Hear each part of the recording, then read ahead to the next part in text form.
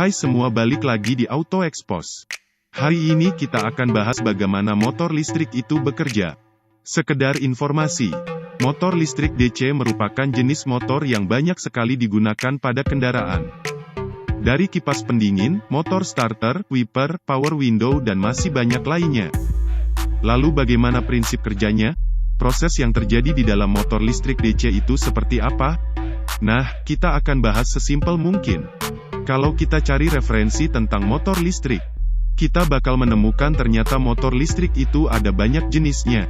Tapi dari semua jenis motor listrik yang ada, semuanya punya prinsip yang sama, yakni gaya elektromagnetik. Ada sebuah teori yang namanya kaidah tangan kiri Fleming. Kaidah tersebut menjelaskan ketika sebuah penghantar yang dialiri arus listrik berada di tengah medan magnet, maka penghantar tersebut akan bergerak ke arah yang bisa ditentukan. Seperti yang Anda lihat, jari tengah menunjukkan arah arus listrik yang mengaliri penghantar. Jari telunjuk menunjukkan arah medan magnet.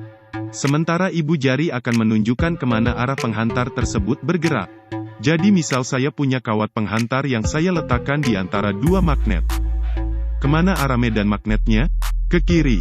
Karena medan magnet itu dari utara ke selatan. Lalu saya alirkan arus DC menjauhi layar. Maka kemana kawat penghantar tersebut bergerak? Ke atas. Sesuai kaidah Fleming.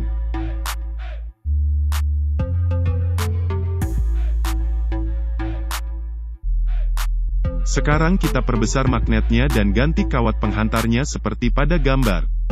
Bisa kita lihat, sekarang aliran listrik mengalir memutari penghantar. Akibatnya, kawat penghantar akan bergerak dengan arah yang berlawanan. Kalau bagian senter kawat kita pinkan ke sebuah poros, dan bagian kontaknya kita ubah jadi seperti ini. Apa yang terjadi? Kawat itu akan berputar meskipun putarannya tidak stabil.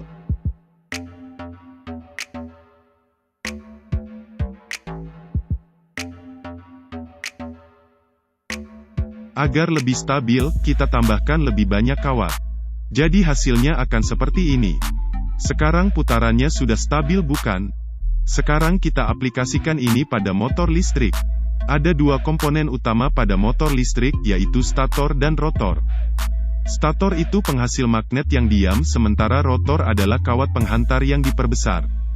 Stator bisa berupa magnet permanen atau koil magnetik. Koil magnetik sendiri pada dasarnya sama seperti magnet permanen.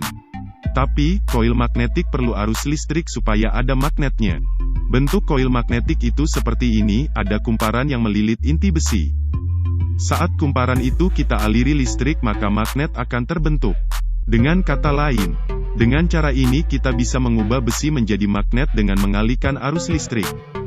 Lalu ada komponen tambahan bernama sikat. Sikat ini seperti konektor yang menyalurkan listrik ke rotor. Ada dua sikat yang masing-masing menyalurkan listrik dari terminal positif dan negatif baterai. Melalui sikat itu, arus dari baterai bisa disambungkan ke rotor yang berputar. Jadi kesimpulannya, motor listrik bekerja saat ada arus masuk dari baterai. Arus tersebut dicabangkan ke stator melalui koneksi langsung, dan ke rotor melalui sikat. Akibatnya, baik stator dan rotor menghasilkan magnet. Dan kemagnetan itu membuat rotor berputar. Nah, itulah yang terjadi di dalam motor listrik. Proses yang kasat mata tapi masih bisa kita pelajari. Jangan lupa subscribe dan sampai jumpa pada video berikutnya.